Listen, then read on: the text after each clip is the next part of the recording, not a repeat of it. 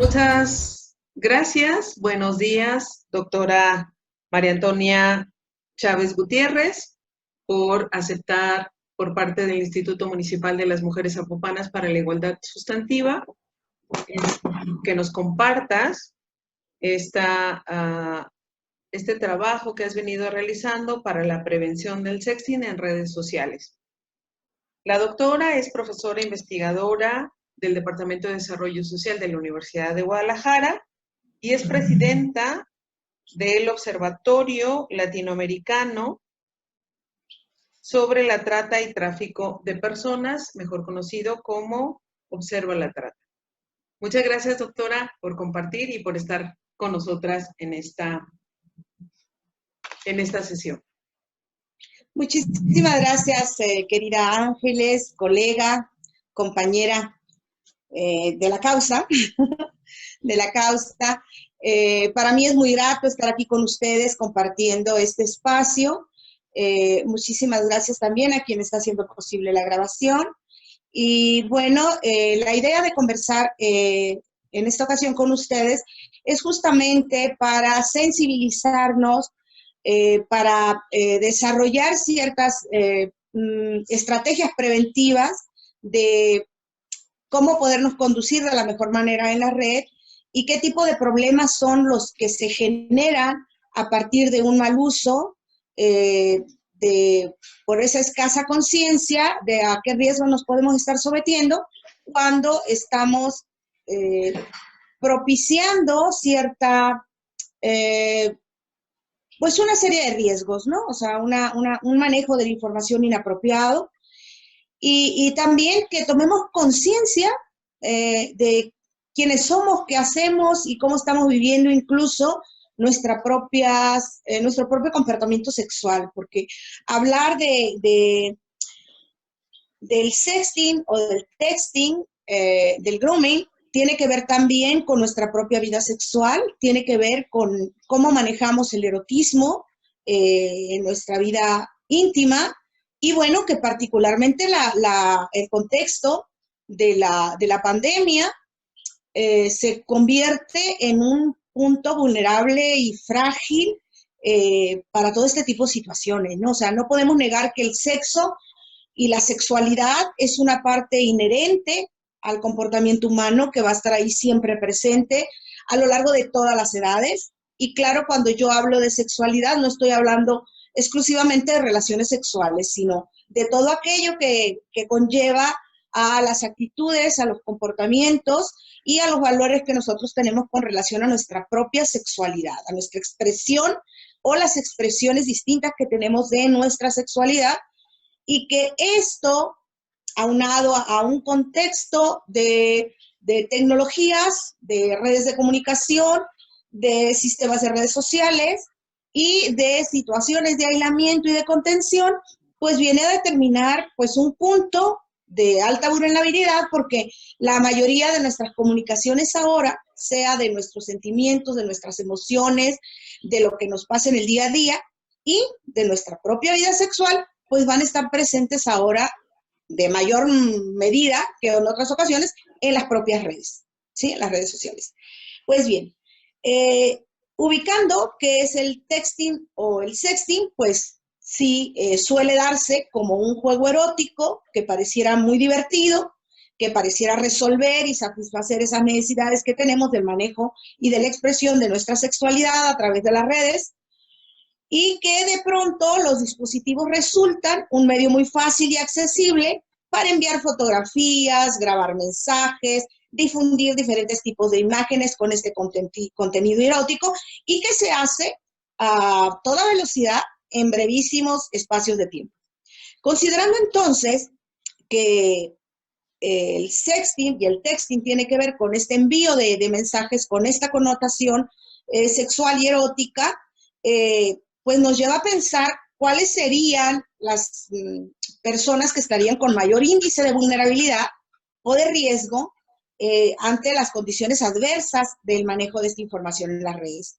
Pues si tomamos en cuenta que el 85% de las y los adolescentes y los jóvenes tienen acceso a un celular y acceso a Internet a través de una laptop, de una PC. Estamos hablando de que esta población está todavía en mayor riesgo porque no tiene emocional suficiente como para poder manejar este tipo de expresiones en estos medios públicos. Otro dato también que resulta relevante es que el 35% de los y las adolescentes manifiestan haber recibido este tipo de mensajes instantáneos por las redes sociales. Entonces, si estamos hablando de que una gran mayoría de adolescentes y jóvenes están en estas redes de manera virtual, presentes de manera virtual, y que han recibido el 35% de este tipo de imágenes, quiere decir que hay un buen número de personas enviando este tipo de información para que sea recibido. Y entonces, el problema es cuando nosotros compartimos este tipo de información, cuando esa propagación se hace pública de estas imágenes, puede tener consecuencias verdaderamente fatales. O sea, una información que nosotros subimos a redes es una información que nosotros ya no podemos controlar. Claro. Aun cuando lo hayamos mandado a personas con las cuales asumimos tenerles toda la confianza, porque de otra manera no lo haríamos, justamente. Pero nosotros tenemos que plantearnos desde ese supuesto de que una información que nosotros subimos a Internet ya no tenemos el control de ella. Bajo cualquier situación, ya sea un mensaje de texto, una imagen, cualquier fotografía, cualquier video. Obviamente, independientemente de la vía, o sea, puede ser por WhatsApp, puede ser por Facebook, puede ser por cualquier otro espacio de estas redes, vamos a ir perdiendo el control de hacia dónde se dirigen, quién la utiliza, y que esta utilización puede ser muchas veces usada en nuestra propia, en contra, ¿no? Por Facebook, por Instagram. Exacto, exacto. Por todos esos espacios donde acostumbramos a mandar infinidad de mensajes a toda hora, todo el día, y máxima en contextos como en el que estamos ahora de confinamiento, donde es nuestra única vía de comunicación con el exterior, ¿sí? Entonces, esto nos hace presentarnos en un espacio mucho más vulnerable que el que pudiéramos estar viviendo hace 2 meses atrás, ¿no? Doctora, una pregunta. En Sí. esta parte de aclarar también los conceptos, ¿qué es el grooming? Bien, el grooming es una relación establecida entre un niño y un adulto tras el engaño deliberado de este menor. O sea, si nosotros en el sexting hablamos de que es el intercambio de material sexual a través de textos, fotografías o videos en distintas plataformas online, a las que se puede acceder desde el celular, la computadora, cualquier otro aparato electrónico que disponga pantalla, el sexting es generalmente entre personas iguales, o sea, adolescentes, jóvenes y adultos, y que generalmente la comunicación es entre iguales. El problema del grooming es cuando esta relación es establecida con un adulto, con un niño, donde generalmente el niño no sabe que se está comunicando con un adulto, y justamente los fines del groomer, que sería quien está propiciando el grooming, son el de la estimulación sexual o el realizar una sexo extorsión posterior al niño, para lo cual se hace pasar por alguien que tiene la misma edad. Entonces, esto nos hace ponernos todavía en un punto mucho más crítico. O sea, tenemos que partir del supuesto de que tanto el sexting, el texting y el grooming son una realidad en las redes. No es de que, pues a mí no me pasa, a mí no me va a pasar. Es algo que está ahí presente. Más común incluso que a veces cualquier otro tipo de publicidad. Doctora, y que también nos lleva a estos otros delitos, la sextorsión y el acoso cibernético. Claro, claro, o sea, ¿cómo se les ha ido denominando a estos nuevos delitos? Porque justamente era hablar de 3, 4 años atrás, estos delitos ni siquiera se identificaban ni se reconocían penalmente. Se han tenido que ir construyendo justamente por la serie de problemas y gravísimos problemas a los que han dado lugar y que los vamos a ir tratando a lo largo de nuestra conversación. Pues bien, entonces, Si podemos hacer esta diferencia entre el sexting, que es el intercambio de este tipo de imágenes sexuales entre iguales, y el grooming, el intercambio entre una persona adulta que lo hace con intenciones verdaderamente de estimulación sexual y que está utilizando la ingenuidad de un menor para poderlo desarrollar. Y aun cuando directamente es con un menor, este tipo de circunstancia se presenta igual con personas adultas o mayores, pero caerían en la connotación del sexting, ¿no? Pero igual en el sexting, aun cuando hablamos de pares, pues pudiera estarse dando con personas que del otro lado no conocemos y que se puedan estar identificando como si fueran pares y no lo son. Como pudieran ser alguien que está intentando desarrollar una amistad con nosotros y de verdad del otro lado está un delincuente que simplemente está tomando esas imágenes para poderlas utilizar en otro tipo de delitos como el de la pornografía. Bien, entonces, ¿por qué el sexting es una forma tan natural de darse? ¿O por qué se fue dando de manera tan propia como otro tipo de comunicaciones en estos espacios virtuales? Pues generalmente porque la mayoría de los jóvenes y los adultos y los adolescentes utilizan este tipo de dispositivos, minimizan los problemas a los cuales se pueden enfrentar al enviar este tipo de material gráfico o audiovisual, particularmente de imágenes de sus partes íntimas o en actividad sexual. O sea, de pronto lo hacen como, pues sí, como la sexualidad es un comportamiento y una actitud muy presente en los adolescentes y en los jóvenes, pues también esta se comunica, ¿no? Se traslada dentro de estos aparatos, ¿no? Y luego también que es muy común que los adolescentes y los jóvenes contacten con desconocidos por internet, es una práctica sumamente habitual, y entonces también es una forma habitual que al compartir cualquier tipo de información se dé el riesgo de sufrir tanto el sexting, la sextorsión y el grooming, como ya lo señalábamos, ¿no? Y bueno, el sexting habla de una relación establecida de forma consensuada entre los adolescentes y los jóvenes para poder intercambiar material y contenido erótico. Se ha identificado, por ejemplo, que aquí en Jalisco y en los diferentes municipios, los chavos de secundaria, los chavos y las chavas de secundaria, desarrollan y juegan a los retos, y los retos son quién va a intercambiar la imagen sexual más comprometida entre sus mismos iguales. Y obviamente muchas de las veces los chavos se hacen pasar por ser las novias de las chicas, las presionan para tener algunas imágenes comprometidas y luego estas las difunden en toda la red de la escuela, y ha habido casos incluso de chicas que han llegado al suicidio porque no han podido con esta violencia escolar que se genera a partir de haber compartido ciertas imágenes comprometidas de su vida íntima, ¿sí? O de sus partes del cuerpo que comprometen su representación sexual. Bien, ¿cómo se produce el sexting? ¿Sí? ¿Cómo es que se llega a desarrollarse? Pues mira, curiosamente, la mayoría de las veces es la propia persona la que envía las fotos sexuales.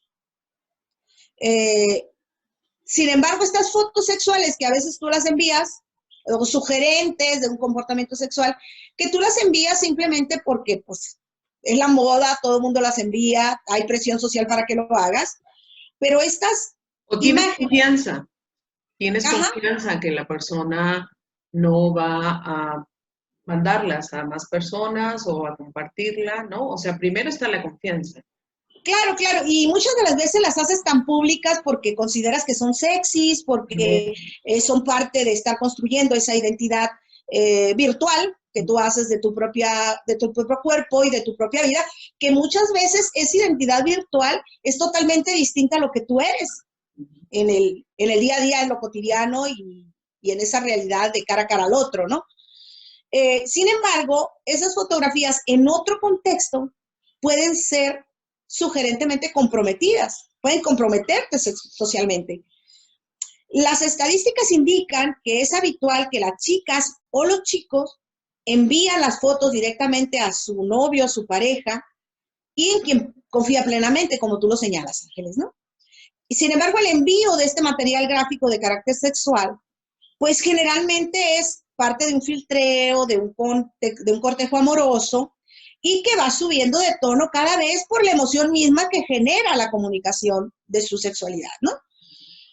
Una vez que la chica o el chico han enviado estas fotos, pues hablábamos que van a perder control de esas imágenes, pierden el control y podría tener una difusión masiva en manos de personas equivocadas. ¿Y qué ha sucedido? ¿Qué ha sucedido en casos concretos y que les ha provocado realmente auténticos conflictos emocionales a los chicos y las chicas que han llegado a este tipo de problemas? Estas fotografías o imágenes también pueden ser enviadas por otras personas. O sea, muchas veces las mismas parejas sexuales o los amigos, después de haber tenido una alcoholizada tremenda o haber perdido el control entre amigos, alguien los grabó, se le hizo fácil subirlos, se le hizo divertido y sin embargo, pues estamos exponiendo la intimidad de otra persona, estamos violando sus derechos a su vida privada y sin embargo caen en espacios donde no se tiene mayor control sobre eso, ¿no? Entonces son enviados por otras personas, por terceros, por parejas sexuales, por grupo de iguales, y lo que ahora se ha reconocido como la pornovenganza. De pronto alguien que pudo haber tenido una relación muy cercana se convierte en alguien que tiene mucho coraje y utiliza la vida íntima para eso. ¿Cuáles son los riesgos entonces de nosotros estar inmersos en esta práctica cotidiana? Pues sin tratar de satanizar, que finalmente, como tú señalabas, habrá formas de proteger la información, muy difícil, por cierto, porque regularmente por el medio que la subas y la proteges, es información que a ti ya no te pertenece. Lo que tú subas al medio virtual es algo que ya no te pertenece. ¿Cuáles son los riesgos? Pues los riesgos tanto del sexting como del texting. El sexting son imágenes, el texting son los textos con contenido sexual y el grooming, que es el ser víctima de ser utilizado por una persona mayor para generarle imágenes de estimulación sexual. Pues obviamente el riesgo es divulgar imágenes íntimas con contenido sexualizado y que corren un alto riesgo. Las personas pueden ser acosadas en redes, atentando contra su dignidad y su salud mental. Un 35% de los adolescentes sufre sexting a través del móvil, sufre este tipo de abuso, de violación a su privacidad. Las personas pueden extender el acoso a otros espacios. O sea, si bien es cierto, las imágenes están ahí en el medio virtual, pero no se quedan en las redes virtuales. Se generan luego en la escuela, pueden ser en la misma comunidad, y bueno, agravando todavía más el daño emocional y de la salud mental, ¿no? Pueden ser víctimas de sexting, extorsión, con estas imágenes de sexting, o igual por los textos escritos enviados. Tener este tipo de extorsión por terceros que a veces no son ni los de tu círculo de amigos, sino simplemente de cibernautas que andan buscando cómo utilizar esta información a su beneficio. Y que obviamente la mayoría de las veces es con estas intenciones delictivas, porque pues esto es un delito. Utilizar la información para extorsionar a otra persona obviamente es un delito. Pueden ser víctimas de ciberbullying o violencia en redes y en espacios educativos. Pueden ser violentadas sexualmente. Hay quien está esperando identificar ese cuerpo, esa imagen, esa chica de tal o cual edad. Se escucha súper feo, pero con un protocolo preestablecido, alguien está buscando a la chica para llegar, secuestrarla, desaparecerla, venderla o incorporarla a las redes de trata y tráfico de personas. Entonces, si ustedes se fijan, el riesgo va subiendo de tono. El riesgo va subiendo de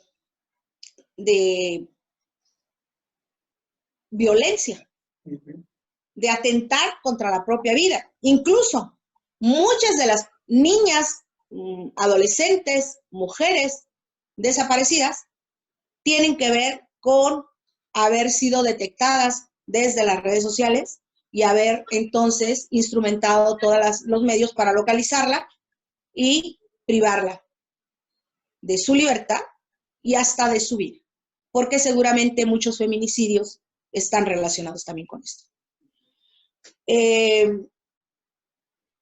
Pueden entonces ser identificadas por estas redes de violencia sexual, redes de pedofilia.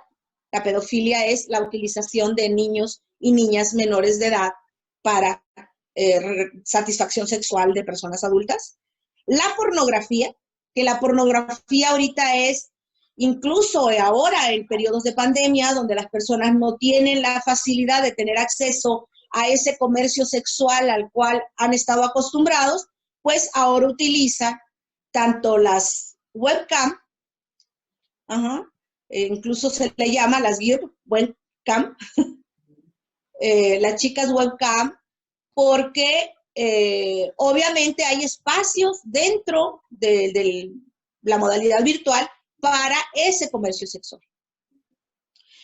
También para esta explotación sexual, lo que conocemos también como la prostitución, que no es otra cosa más que explotación sexual y es una modalidad de trata de personas, y la trata de personas con diferentes formas. O sea, ya teniendo captada la víctima, identificada la víctima, pues se van a sumar a una serie de delitos de los cuales pudieran enfrentarse.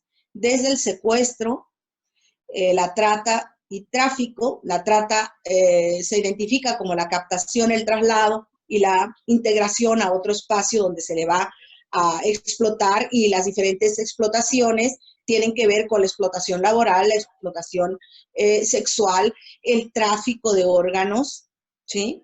Incluso someterlas también a las redes delictivas. Entonces, este subir de tono de el riesgo de compartir estas imágenes, pues nos llevan a ubicar lo que se ha reconocido como el ciberacoso. ¿Sí? Y el ciberacoso es un delito, y que si nosotros estamos siendo parte de este acoso en las redes, y que tiene que ver también con el acoso sexual dentro de las redes, pues podemos acudir a lo que ya les señalaba nuestra colega Ángeles, a la Policía Cibernética de Zapopan, y el teléfono, que seguramente lo anotarán por ahí para que ustedes lo puedan identificar durante la charla, que es el 38 18 22 00, extensión 4638. Y que recuerden, si estos delitos no se denuncian, pues estamos apoyando a que se multipliquen.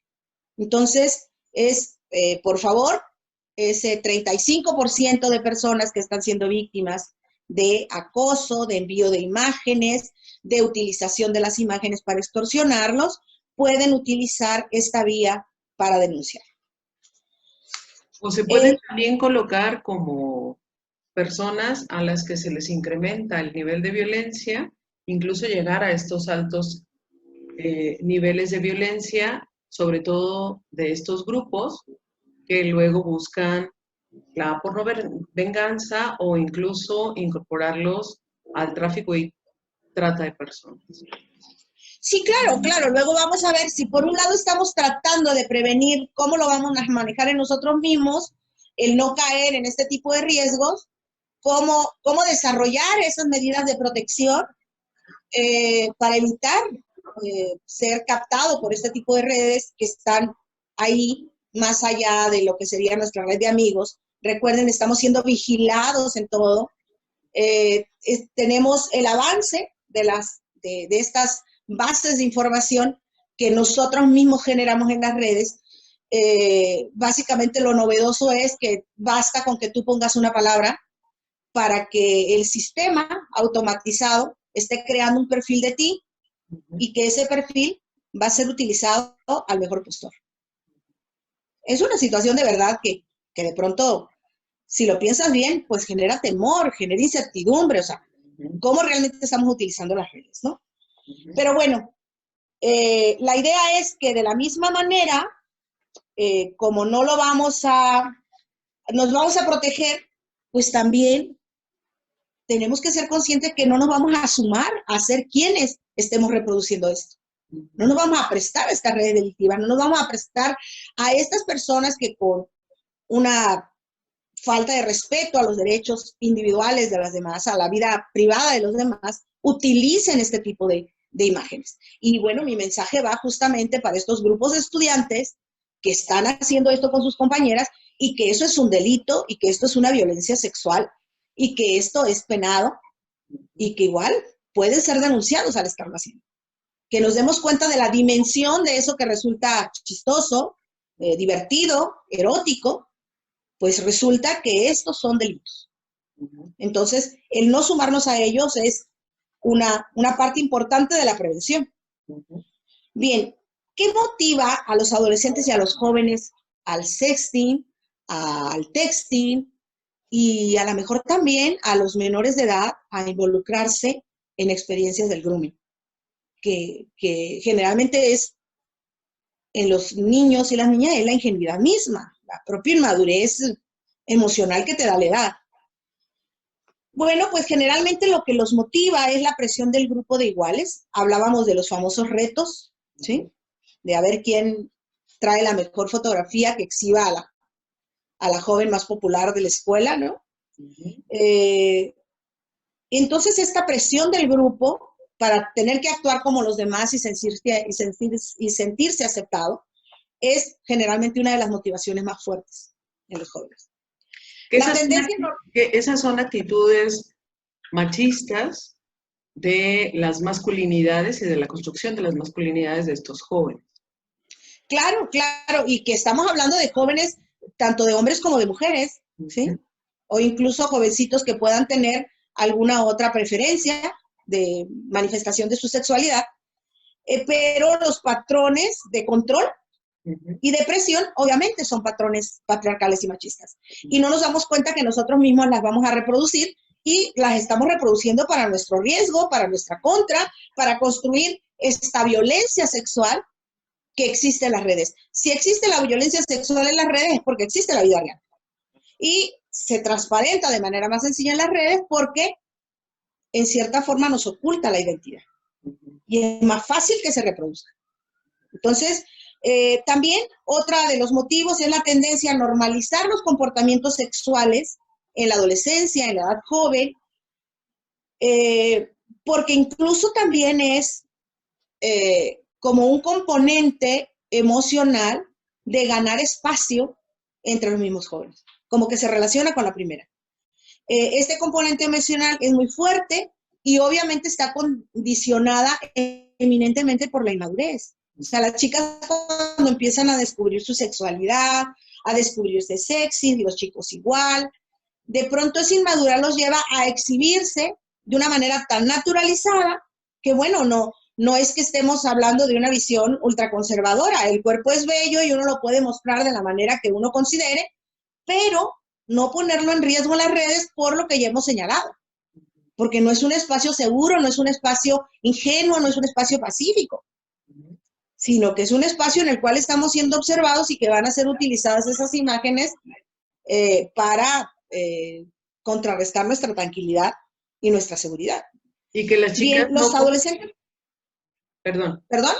Y que las chicas no confíen en los mitos del amor romántico, ¿no? Claro, que ya lo venimos, justamente el cuarto punto que vamos a manejar, una de las motivaciones más fuertes tiene que ver con ello. Por ejemplo, dentro de los adolescentes y jóvenes pretenden actuar de esta manera relajada con relación al sexo, al erotismo, sobre todo en estas plataformas que ya señalábamos, el Facebook, el Instagram, en presentar las mejores fotos, las más comprometidas, las más sexys, a cambio de un puñado de likes. Es impresionante lo que los likes significan para los chicos y las chicas, incluso también para las personas adultas. De pronto, de veras, en esta hambre de popularidad, en este deseo de tener una identidad construida con esos patrones de consumo, de ser los más bellos, los más populares, los más sabios, los más inteligentes, publicamos santas tonterías, se nos ocurre, con tal de captar a esos usuarios que están ahí y que nos den el like. Y eso nos hace sentir más feliz que ningún otro tipo de satisfacción. Esto incluso tiene su origen en una respuesta fisiológica al estímulo que buscamos de manera cotidiana los seres humanos, y que cuando logramos un estímulo de esta naturaleza, se activan nuestros neurotransmisores y nos dan esa sensación de bienestar. A tal grado que ahorita lo están utilizando como la adicción a este tipo de manejos en las redes sociales, que bueno, no se tiene hasta ahorita estudios muy firmes o replicados, pero está dando lugar a un comportamiento adictivo porque luchamos y buscamos lo que sea, presentamos lo que sea en imágenes con tal de conseguir los likes de un público que ni siquiera conocemos, ¿no? Bien, pero en el fondo, la motivación que está detrás y que tiene que ver con esta sociedad sexualizada, erotizada, que considera el amor romántico como la mayor expresión a la cual uno pueda llegar, como el sueño de la mujer, incluso también el sueño del hombre es encontrar la pareja perfecta, porque solo así vas a llegar a la felicidad absoluta. Pues justamente tiene que ver con esta inmadurez emocional, que si bien es cierto, de manera casi natural, la tienen de manera como muy biológica, pues porque no han llegado a esa madurez emocional, la tienen los adolescentes y los jóvenes en la edad temprana, pues hay quienes las tenemos toda la vida, ¿no? Adultos, adultos mayores y demás, y que entonces, por tratar de cumplir el mito del romance idílico, del amor eterno, de la prueba de amor, en términos del amor romántico, las personas no se cuestionan en ningún momento si se cuenta o no con la confianza de la pareja, sino que se da por asumida la confianza porque estamos cegados por ese mito del amor romántico, y entonces damos información que luego nos puede involucrar en problemas mayores. Entonces, yo los invitaría a que traten de ver esto del amor romántico, o sea, que realmente lo que sostiene la violencia sexual, lo que sostiene la violencia contra las mujeres, tiene mucha relación con el mito del amor romántico. Entonces, investiguenlo, trabajenlo a fondo, traten de verlo con una objetividad, la mayor objetividad posible, porque esto los va a desencantar para tratar de ver las relaciones de pareja, la vida sexual, con un mayor sentido de compromiso y de construcción cotidiana, más que el azar que creemos al haber alcanzado el mito del amor romántico. Bien, casi concluimos, y para concluir vamos a ver cómo podemos mejorar el uso de las redes entonces en Internet. Creo que esto es un anuncio no solamente para las adolescentes, los jóvenes, las personas adultas, sino particularmente para los adultos que son padres, que son madres, adultos que cuidan o son responsables de esta atención hacia los niños y las niñas, y claro, también incluimos a los adolescentes. Justamente es siempre mantener la supervisión de los padres, madre, padre o adultos confiables, de qué es lo que está manejando sus hijos y sus hijas en las redes. Muchas veces la comodidad de que se entretengan las horas hace que los padres descuidemos nuestro sentido de responsabilidad, y que, claro, no es que estemos violando los espacios personales de los hijos y las hijas, sino que de lo que se trata es de construir una comunicación efectiva. Este lenguaje de comunicación efectiva con las hijas y los hijos, particularmente los que tienen menos de 18 años, de poder identificar cuáles son las actividades que consultan en Internet, cómo se conducen en las redes sociales, a pesar de que las redes sociales establecen como un criterio que la persona que tenga su sitio sea un mayor de edad, nosotros sabemos que hasta en nuestras familias, los niños de 6, 7, 8 años tienen sus propios sitios y los manejan a su antojo. Entonces, mucho ojo con eso. El WhatsApp, ahora que ha dado mucho más apertura, incluso de manejar hasta las videoconferencias, las audioconferencias también son un sitio que está muy accesible al teléfono y que conduce también a un posible mal uso de lo que nosotros estemos comunicando por ahí. Y bueno, se tienen que manejar horarios y sitios permitidos para el Internet, para los niños y las niñas. Si los padres y las madres no entendemos esto, entonces casi estamos entregando a nuestros hijos a estos sitios que van a ser captados por este tipo de redes. Se dice desde hace mucho tiempo atrás que una persona que esté buscando hacer una relación, un vínculo con un niño o una niña, solamente le lleva 15 minutos de interacción para hacer que ese niño se desnude ante una webcam. Entonces, imagínense el nivel de riesgo, ¿no? Informarse de todo lo que está pasando con el uso del Internet, porque de pronto cuando hablamos de esto, claro, cuando aparecen términos como el sexting, que es un término gringo, son ajenos a nuestro lenguaje cotidiano, pues de pronto no sabemos ni de qué se trata. Entonces, informarnos sobre los delitos sexuales, sobre cómo se están manejando estos delitos dentro de las redes sociales, cómo está presente la violencia sexual dentro del Internet, en todos los espacios, y bueno, cómo identificar el sexting, el grooming, el ciberacoso, y que ustedes puedan incluso multiplicarlos en sus grupos familiares, en sus grupos de contacto, en sus espacios comunitarios, que sean multiplicadores, porque somos nosotros los únicos que podemos protegernos y proteger, claro, a las personas que están a nuestro alrededor. No compartir información, textos o imágenes que puedan dar lugar a un mal uso en las redes. Cada vez que nosotros le vayamos a dar clic a lo que queremos mandar, pensémonos 1, 2, 3 y hasta 10 veces si realmente estoy dispuesta a deshacerme de esa imagen de mí, de ese texto que yo escribo, como para que circule libremente en las redes, y si me expone a un mal uso. Entonces, realmente el mejor conducto de protección somos nosotros mismos, ¿sí? Quienes primero vamos a revisar y vamos a hacer nuestra autocensura, pues somos nosotros. Promover en los adolescentes y los jóvenes las tomas de decisiones adecuadas con relación al uso de los sistemas de comunicación.